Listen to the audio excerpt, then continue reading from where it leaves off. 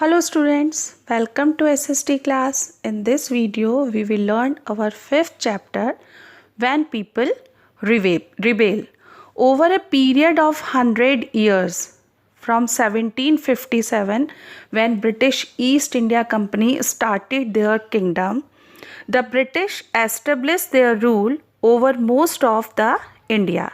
The political, economic, social and religious policies followed by the British government in India caused anger and discontent among the people. During these 100 years, there were several uprisings against the British in different parts of the country. But these unrests were localized and were put down by the British. 1857, the Great Revolt. It is also known as the First War of Independence. Let us come to know about the causes of the revolt of 1857. There were political, economic, military, social and administrative causes. Political causes. Lord Dalhousie's policies of annexation and doctrine of lapse had made the Indian rulers angry and insecure. We can understand it by some examples. Rani Lakshmi Bai of Jhansi wanted the company to recognize her adopted son as the heir of the kingdom after the death of her husband, but she was denied. Nana Sahib, who was the adopted son of Peshwa Bajirao II, appealed that he be given his father's pension when the latter died, but he was also denied. In 1856, by the Governor General Dalhousie, Awadh was taken on the ground of misgovernment, and he said British rule was needed to ensure proper administration. In 1856, Governor General Cannings decided that Bahadur Shah Zafar would be the last Mughal king, and after his death, none of his descendants would be recognized as king. They would just be called prince. Economic causes. British used India as a source of raw material for its own industries. In turn, it flooded India with cheap machine-made goods from Britain. The land revenue system put in place by the British were another major cause of the discontents. Peasants were forced to grow cash crops like indigo, afim, cotton. That is why there was severe food shortage and famine. Indian industries suffered a steep decline and millions of artisans were rendered jobless. Military causes. In the army, Indians were not allowed to rise in their jobs beyond the rank of sergeant or subedar. No Indian could become an officer. The Sepoys were not allowed to wear their mark of their caste on their forehead. The Sepoys were forced to go abroad to fight wars, though the Hindus' faith prohibited them from crossing the sea. Social causes. The British criticized some Hindu customs.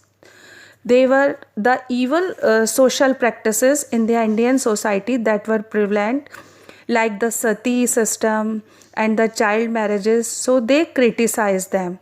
They criticized the sati system. They make a law for sanction a new law in which the remarriages of widows were allowed. Schools were opened for the education of women. Many Indians thought that the British were interfering needlessly in their old age customs. And the increasing popularity of the Christian missionaries made the conservative people in Indian society insecure and angry. This anger grew after the British government passed a law which made it possible for children to inherit their father's property even they changed their faith. And immediate cause. In the British Army, a new Enfield rifle was introduced in 1857. It was sealed with grease. Before loading it, one end of the cartridge had to be beaten off. A rumor spread that the grease used was the fat of cows and pigs. The sepoys were enraged, believing that the British were deliberately using the grease cartridge to defile the religion of both the Hindus and the Muslims. The soldiers refused to use the cartridge. Mangal Pandey, who led the revolt, was hanged. Outbreak of the revolt. On 9th May 1857, a group of soldiers mutinied and they were dismissed and sentenced to 10 years imprisonment for refusing the use of grease cartridge. On hearing of their imprisonment, other soldiers stationed at Meerut revolted. On 10th May, they released the imprisoned soldiers, killed their British officers and marched to Delhi. Spread of the revolt. The main centers of the revolt were Kanpur, Lucknow, Bareilly, Arrah, Jhansi, Gwalior and Barakpur. The revolt in Kanpur was led by Nana Sahib, who was the adopted son of last Peshwa Bajirao II. He was helped by Tatya Tope and Azimullah. Kunwar Singh successfully freed parts of Bihar. In Jhansi, the revolt was led by Rani Lakshmi Bai. She joined forces with Tatya Tope and they captured Gwalior together.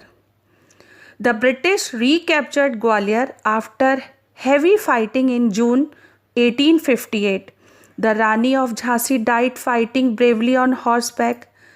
With the defeat of Rani Lakshmi Bai, the revolt was almost completely crushed, though peace was not fully restored till 1857. Rest of the topic we will learn in next video. Thank you.